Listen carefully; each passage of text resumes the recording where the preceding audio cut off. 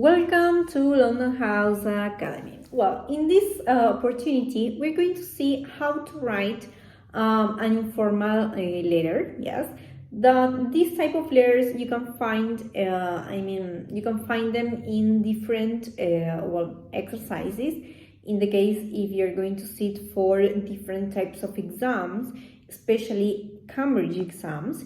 Yes, and well, I think that this could be great for you. I mean, you're going to use it a lot and it's going to help you when you want to develop a correct informal writing, in this case, a letter.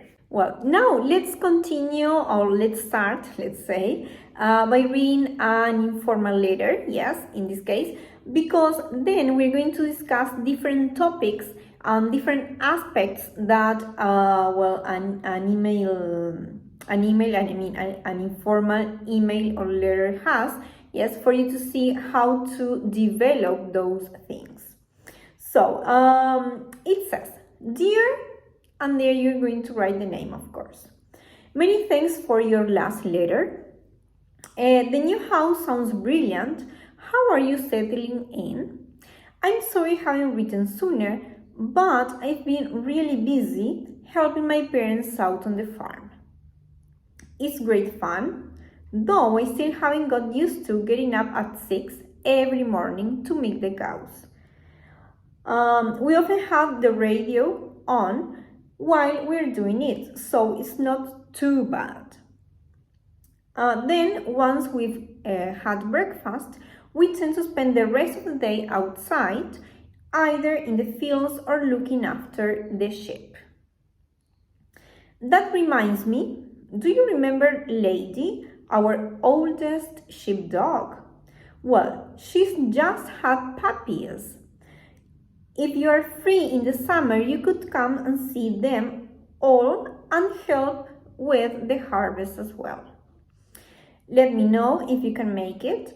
We'd love to see you again. Anyway, I must go as it's getting late and tomorrow we've got another early start. Can't wait to hear from you. Best wishes, Mark."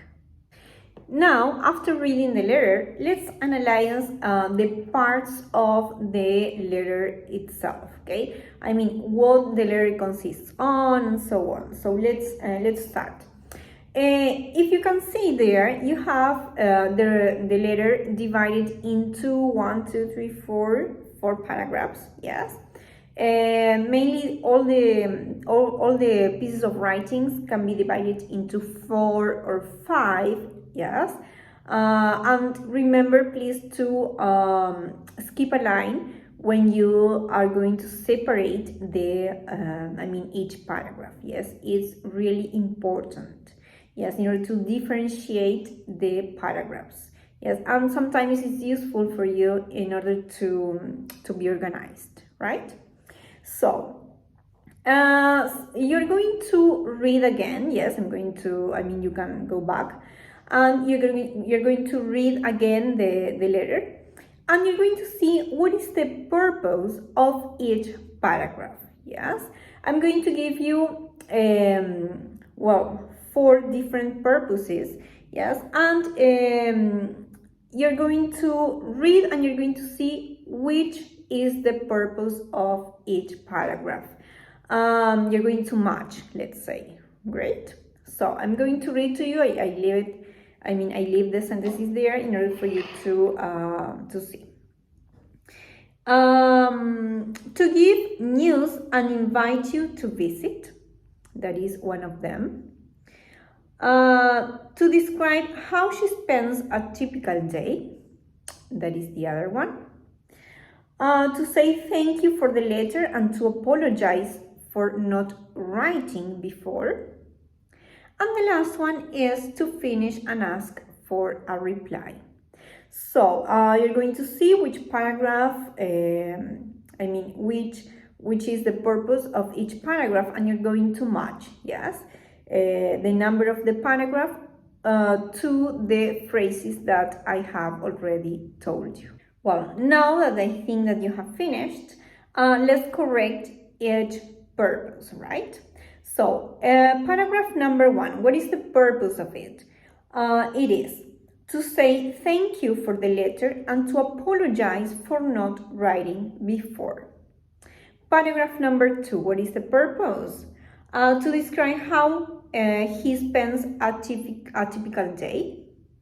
Paragraph number 3, to give news and invite you to visit. And the last paragraph, paragraph number 4, to describe, to finish and ask for a reply. Well, now I'm going to give you a task for you to do. Yes, another one. And the task says, match each underlined expression A to G from Mark's letter with an appropriate alternative from 1 to 10. Yes, if you can see in the letter itself, the one that we read before, you have underlined phrases.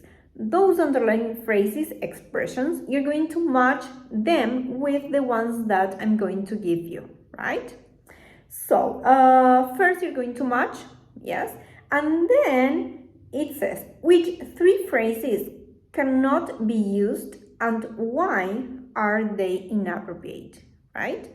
So, you're going to have 10 phrases, but in the letter itself, you're going to find 7 phrases. There are going to be 3 that you're not going to use, and then we're going to see why we cannot use those phrases in an informal piece of writing.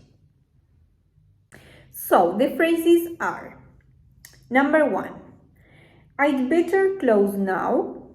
Number 2, thanks a lot for the letter. Number 3, yours sincerely. Number 4, by the way. Number 5, all the best. Number 6, I would be most grateful if you could inform me. Number 7, I look forward to your prompt reply. Number 8, please write and tell me. Number 9, I'm sorry it's taken me so long to write to you. And finally, number 10, I'm looking forward to hearing from you. Yes, so those phrases you're going to match with the ones that are underlined in the piece of writing that we read before at the beginning. So do it great. Well, how was it? I hope you did great. Well, and let's correct what you have done so far. So, number 1, expression that says, I'd better close now. That one, you're going to match it. You matched it with letter E. That's great.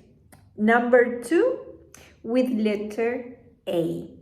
Number 3, well, that one you cannot match it, to anyone because that expression that is your sincerity is too formal.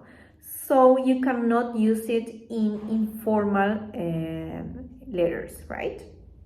Number 4, letter C. Number 5, letter G. Number 6 and 7, well, those one you can't use because they are too formal too, yes. Number 8, letter D. Number 9, letter B. And number 10, letter F, right?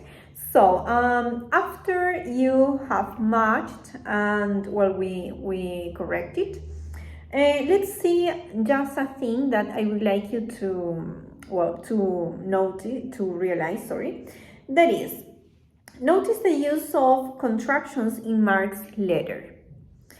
I'm, it's, and haven't. Yes, those contractions, yes, are really used in informal pieces of writings. Yes, because you cannot, for example, use contractions in formal pieces of writings. So I wanted you to realize that, to notice, because you can use contractions in informal pieces of writings. Well, now let's go to the other activity that I have for you, And it says, find and circle the following linking words in Mark's letter. Then use an appropriate linker from the box to complete the gaps in sentences 1 to 5 on page 15, that is the page that I have here. Each linker can be used more than once. So the words are but, while, so, and, as well, and apart from that, as, right? I leave you the words there, and I'm going to give you 5 sentences, yes, that are the ones that you're going to complete with the words that you have here, right? So please pause the video here, do the activity, and then we correct. Well, could you do it? I think that yes, of course. Well, let's correct the sentences. I mean the activity. And number 1 says, "You'll never guess what happened to me while I was shopping in the center town the other day."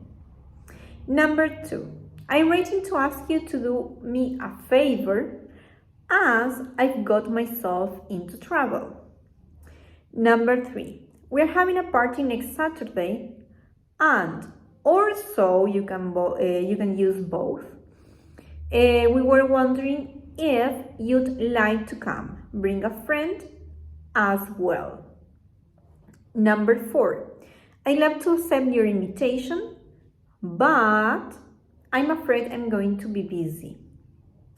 And the last one, number 5, I haven't got any plans, so I'll certainly be able to go. Okay, here, well, why I gave you this activity? Because you can use those expressions in order to write an informal piece of writing, right? It's going to be useful for you, so try to use them when you're writing. And well, I'm going to give you now the last activity for you to do. Well, the last activity, yes, of course, it is, a piece of writing. Yes, you're going to write an informal letter. Yes, and you can write it and you can, comment. Yes, you can post a comment here in order for me to correct if you want, and I can give you like a feedback, yes, if you did it right or wrong. So please try to do it so you can practice a lot, yes? Well, let's read the task. 6 months ago, you moved to a new house in another part of your country.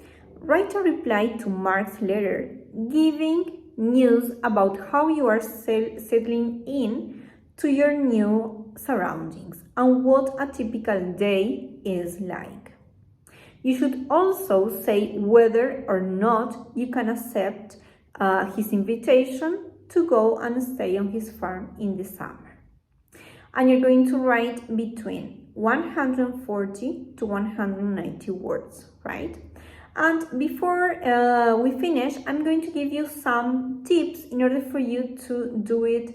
I don't know if it is correctly, but they are going to be helpful for you, right? So let's read the tips.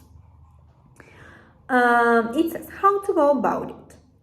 Begin by referring in some way to the letter you have received from Mark. Use some of the informal language and linkers that you have just studied. And finally, organize your letter into logical paragraphs, as in the letter from Mark, right? So please take these tips into account, and they're going to be useful for you in order to write. And I wait for your comments. Bye.